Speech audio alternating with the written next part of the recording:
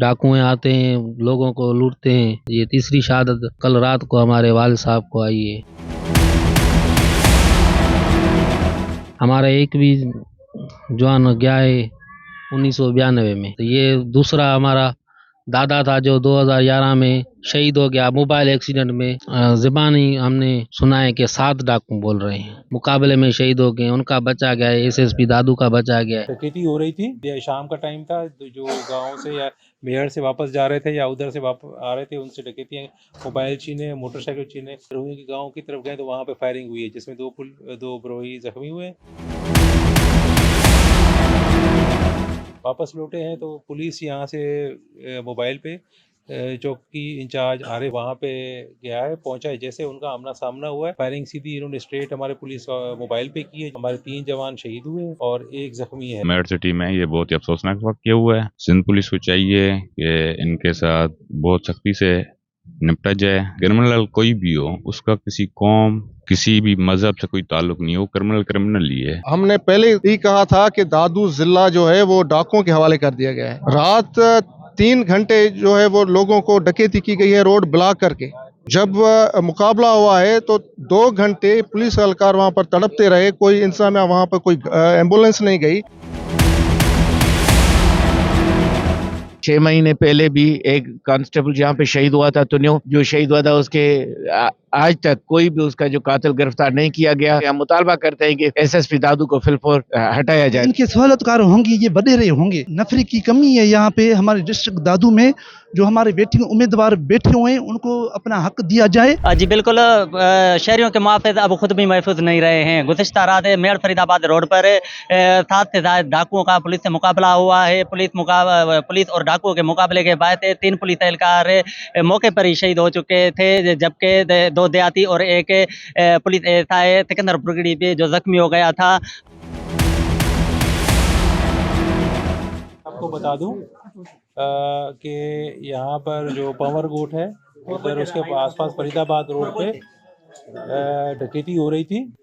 तकरीबन कोई 8 से 10 मुलजमान हेवी हथियारों के साथ वहाँ पे डकैती कर रहे थे। जो शाम का टाइम था, जो गांव से या मेहर से वापस जा रहे थे या उधर से वापस आ रहे थे, उनसे डकैती मोबाइल छीने, मोटरसाइकिल छीने। तो इसी इतला पे पुलिस को जब इतला मिली और गाँव वाले निकले तो वहाँ पे फिर ये पहले बरोहियों के पास गए हैं, बरोही के गांव की तरफ गए तो वहाँ पे फायरिंग हुई है, जिसमें दो बरोही जख्मी हुए। उसके बाद फिर उन्होंने जब फायरिंग हुई तो फिर ये वापस लौटे हैं तो पुलिस यहाँ से मोबाइल पे चौकी इंचार्ज आरिफ जो वहाँ पे गया है, पहुँचा है। जैसे उनका आमना सामना हुआ है, उधर इनका फायरिंग का तबादला हुआ है, क्योंकि बहुत सारे लोग निकले हुए थे और उसमें थोड़ा इनको समझ ये नहीं सके कि ये कौन है, तो उसी में फायरिंग हुई है। फायरिंग सीधी इन्होंने स्ट्रेट हमारे पुलिस मोबाइल पे की है, जिसमें हमारे 3 जवान शहीद हुए हैं और 1 जख्मी है। जो चौकी इंचार्ज सिकंदरपुर वो जख्मी है। इमामुद्दीन खोसो हेड कांस्टेबल हमारा शहीद है, उसके साथ ड्राइवर पीसी है और एक और पुलिस ऑफिसर है, वो शहीद है हमारा। तो अभी हमारी टीमें निकली हुई हैं, मैं खुद भी पहुंचा हूं, मैं वहां खुद भी गया हूं और इंशाल्लाह हमारी उम्मीद है कि बहुत जब तक ये इनसे हम बदला नहीं लेते, काफ़ी हमें चीज़ें मिल गई हैं वहाँ से, एरिया से चीज़ों को हम ट्रैक कर रहे हैं। कुछ नाम भी मिले हैं, इंशाल्लाह पहुँच जाएंगे जल्दी और इनको कैफरे किरदार पर पहुँचाएंगे। उस वक्त तक हम सांस जो है ना, आराम का सांस नहीं लेंगे।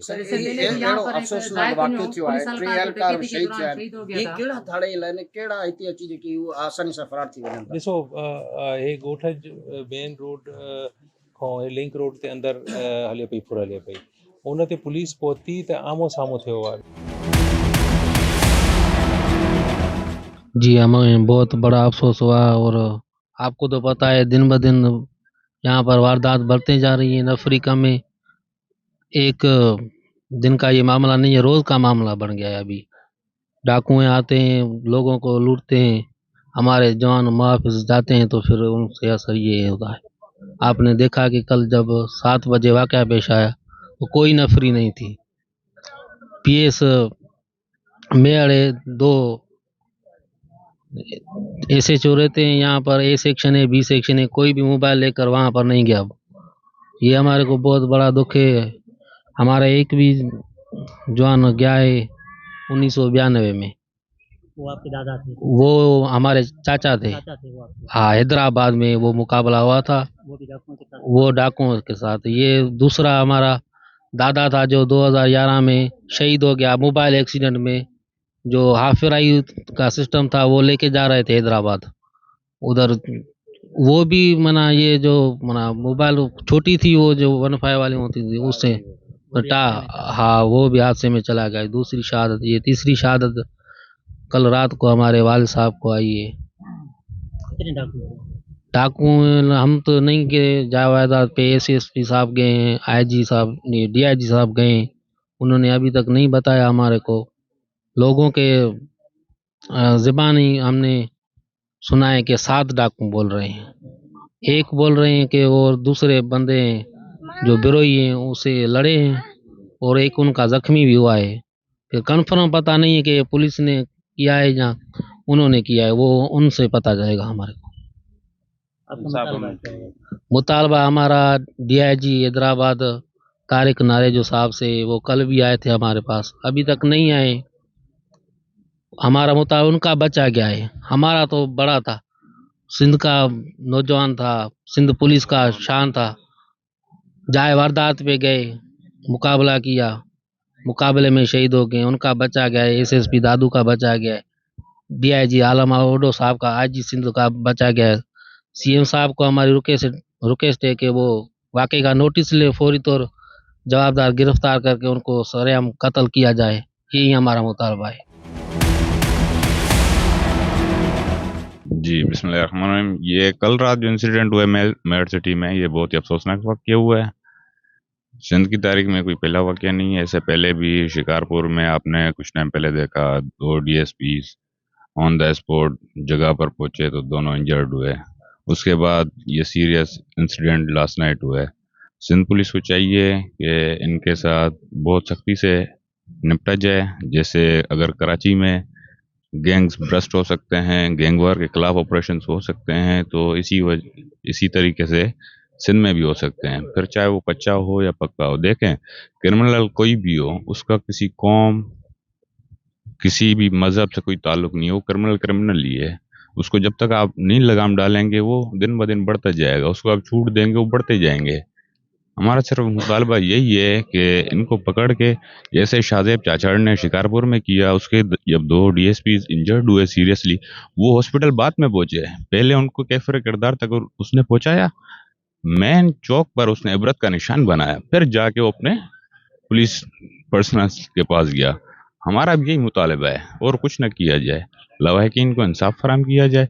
इससे क्या है कि कानून की रिट कायम होगी। आने वाला क्रिमिनल है वो 1000 बार सोचेगा कि कानून देख रहा है। कानून के साथ हम खिलवाड़ करेंगे तो कल को हमें पछताना पड़ेगा। That's it. हम 1 साल से जदोजहद कर रहे हैं इस अमन अमान की बहाली के लिए। हमने पहले ही कहा था कि दादू ज़िला जो है वो डाकुओं के हवाले कर दिया गया है। यहाँ पर डाकुओं का राज है। यहाँ पे इंसान में नाले कोई चीज़ नहीं है। यहाँ पे जो इन्होंने नाल एसएसपी बिठाया हुआ है, इसका इस अमन से कोई वास्ता नहीं है। रात 3 घंटे जो है वो लोगों को डकैती की गई है, रोड ब्लॉक करके 100 से ज़्यादा गाड़ियों को लूटा गया है। जब मुकाबला हुआ है तो 2 घंटे पुलिस एहलकार वहाँ पर तड़पते रहे। कोई इंसान में वहाँ पर कोई एम्बुलेंस नहीं गई, कोई उनको उठाने के लिए नहीं गया। अगर उनको टाइम से उठाया जाता तो उनकी वो ज़िंदगियाँ बच जाती। यहाँ पे इस वाक़या जो हुआ है, इस वाक़े के बाद इस एसएसपी का कोई अखलाकी जवाब नहीं, कोई सीट पे बैठे। हम chief justice of high court Sindh से अपील करते हैं और आईजी सिंध को कहते हैं कि इस दादू ज़िले के अमन के लिए फौरी इक़दाम उठाए जाएं। लोगों में बहुत बेचैनी है, वो बेचैनी ख़त्म की जाए और अमन अमान कायम किया जाए। हम इस वाक़े की भरपूर अल्फाज में मज़म्मत करते हैं, और जो शहीद हुए हैं उनकी फैमिली से जो इस दुख के बराबर के शरीक है। और हम समझते हैं कि इसमें जो है ना पुलिस की नेग्लिजेंसी है, ख़ासतौर पे एसएसपी दादू और दोनों एसएचओस इसके ज़िम्मेवार हैं। जो फिलफोर वहाँ पर जो है वहाँ पे पुलिस न पहुँच सकी और उनकी कोई हेल्प ना हो सकी। वो वहाँ पे जो मुसल्लह अफराद के हाथों शहीद हो गए। 6 महीने पहले भी एक कांस्टेबल यहाँ पे शहीद हुआ था, तुन्यो जो शहीद हुआ था, उसके आज तक कोई भी उसका जो कातिल गिरफ्तार नहीं किया गया और ना ही उसके वारस जो वर्षा है उनको कुछ दिया गया है मुआवजा। और ये एसएसपी दादू जो है मुकम्मल तौर पे अमन अमान बहाल कराने में नाकाम हो चुके हैं। हम मुतालबा करते हैं कि एसएसपी दादू को फिलफौर हटाया जाए। दादू में यहाँ पे कोई जो है ईमानदार ऑफिसर मुकर्रर कीजिए, जैसे दादू में अमन अमान बहाल हो सके। हमें सबसे पहले बहुत अफसोस है हमें और हमारे शहर मेहड़ डिस्ट्रिक्ट दादू का अमन सूरत हाल बहुत ख़राब है। ये हुकूमत की नाअहली है, क्योंकि यहाँ पे नफरी की कमी है, बहुत ज़्यादा कमी है। यहाँ पे तकरीबन कम से कम मेरे ख्याल से 1.5 घंटा वहाँ पे फायरिंग चली है, तो वहाँ पे कोई हुकूमत की तरफ से कोई रिस्पॉन्स नहीं मिली। और जो अहलकार शहीद हुए हैं वो लोगों ने हिम्मत करके वहाँ पे हॉस्पिटल उनको पहुँचाया हुआ है। हुकूमत की कोई ना एम्बुलेंस थी ना कोई सहूलत थी। बड़ी बात ये है, अभी ये कल एक वारदात नहीं हुई, 3 वारदात हुई है मेहड़ हमारी सिटी में। तो हमारे पास ये वडीरों का जो निज़ाम है ना, हम इनसे तंग आ गए हैं यार, हम इनसे तंग आ गए। अभी ये जो इतनी वारदात हुई है, आप इन बात को समझ रहे हैं, आप प्रेस वाले ना, तो आप हमसे ज़्यादा तजर्बा रखें। इनके सहूलतकार होंगे, ये वडेरे होंगे, मेरे ख्याल से ये सरदारी निज़ाम होंगे। तो हम घरों ज़ियालंजार साहब से रिक्वेस्ट करते हैं, नोटिस ले इस बात का ज़्यादा सख्त। और नफरी की कमी है यहाँ पे हमारे डिस्ट्रिक्ट दादू में। जो हमारे वेटिंग उम्मीदवार बैठे हुए हैं उनको अपना हक दिया जाए। ये वडीरों को कहने पे ये सिफारिश लोग भर्ती नहीं करे। अगर सिफारिश लोग भर्ती होंगे वो अपने पेट भरने में मसरूफ़ होंगे।